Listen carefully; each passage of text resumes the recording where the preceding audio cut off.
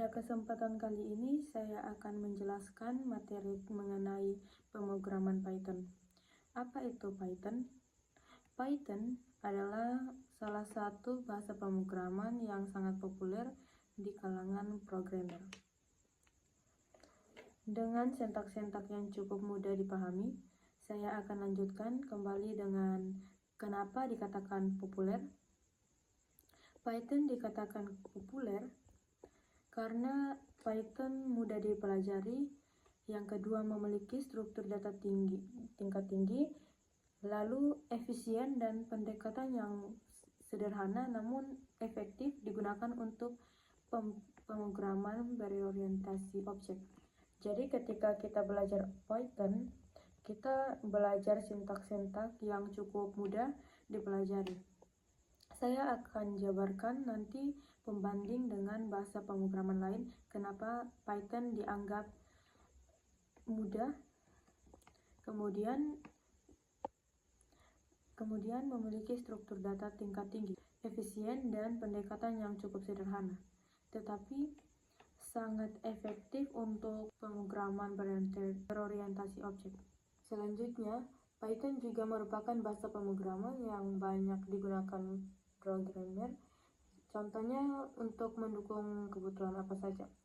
Yang pertama, untuk mendukung kebutuhan data science.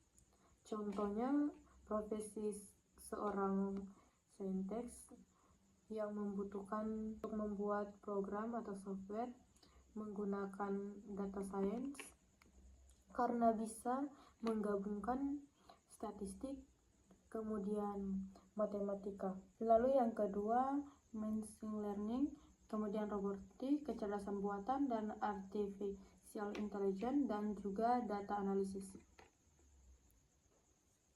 Python dikatakan mudah dikembangkan dengan fungsi dan tipe data baru diimplementasikan dalam C atau C++, atau bahasa lain yang dipanggil dari C.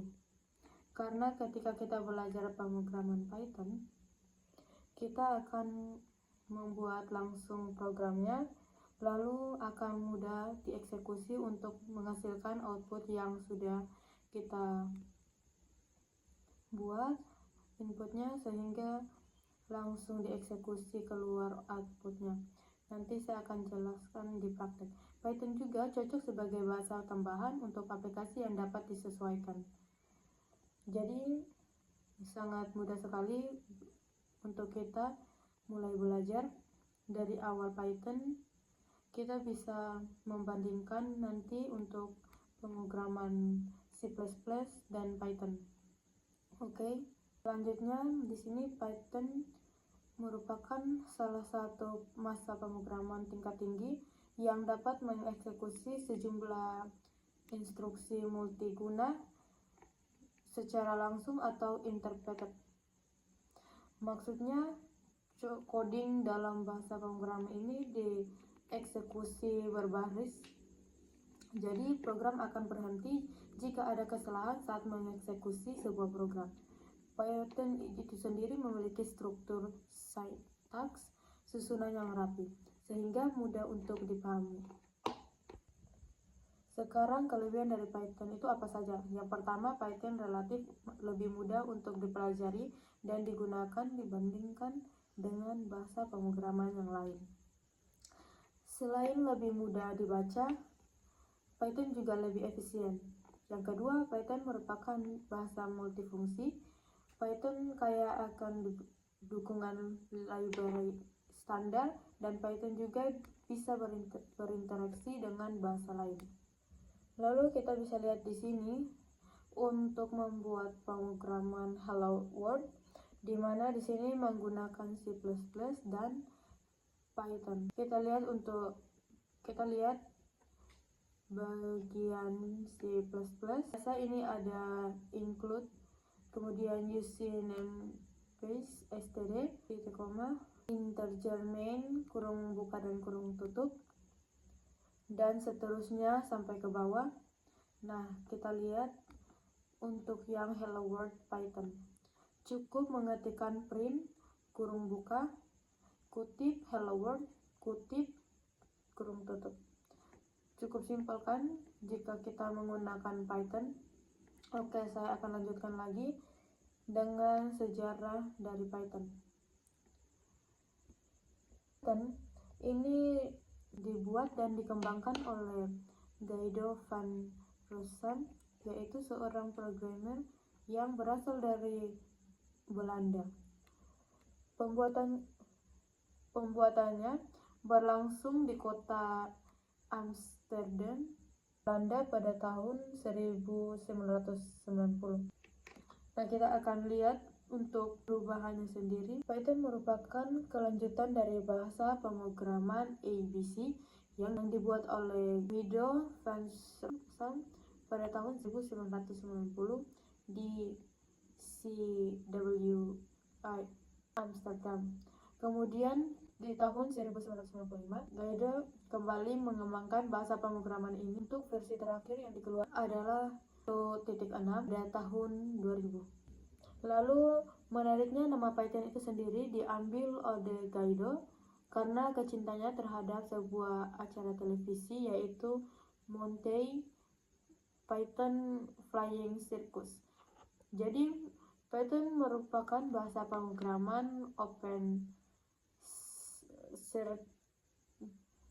circus di mana penggunaan dapat mengembangkannya sendiri. Kita lihat di sini perusahaan-perusahaan besar yang menggunakan aplikasi Python. Yang pertama adalah Google, kemudian Facebook, Instagram, dan Pinterest. Dan banyak sekali perusahaan besar lainnya yang menggunakan aplikasi Python. Cukup populer saat ini. Saya akan lanjutkan sintaks dasar dari Python. Di bawah ini adalah contoh fungsi Python yang digunakan untuk mencetak. Di Python untuk mencetak cukup gunakan fungsi print, di mana sesuatu yang akan dicetak harus diletakkan di antara kurung buka dan kurung tutup.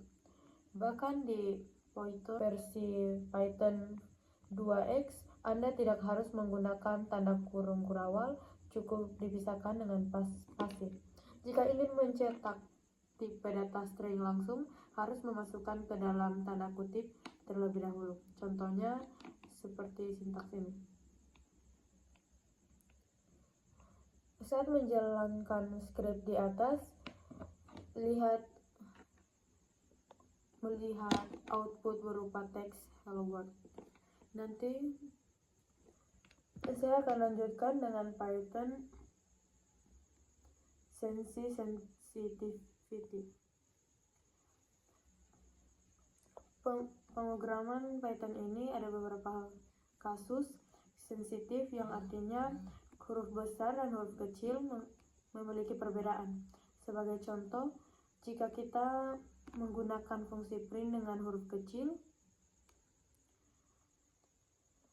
contoh seperti ini, kutip print, akan berhasil. Lain hal jika Anda menggunakan huruf kapital, contohnya mengetikkan print, P-nya besar, atau printnya huruf besar semua, maka akan muncul pesan error. Kenapa dikatakan Python cukup sensitif? Aturan ini berlaku untuk nama variabel atau fungsi-fungsi lainnya. Tipe data di dalam Python juga kita harus mengetahui tipe data.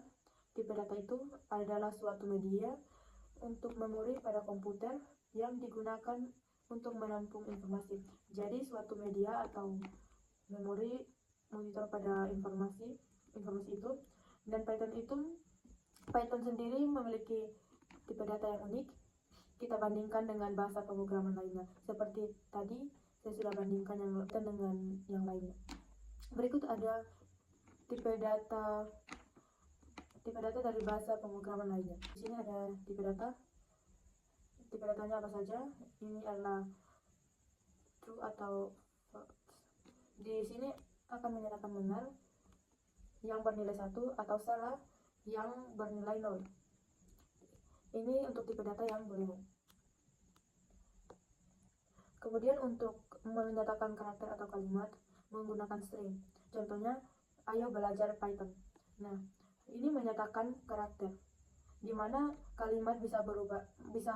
Ini adalah karakter atau kalimat biasa merupakan huruf, angka, dan lain-lain.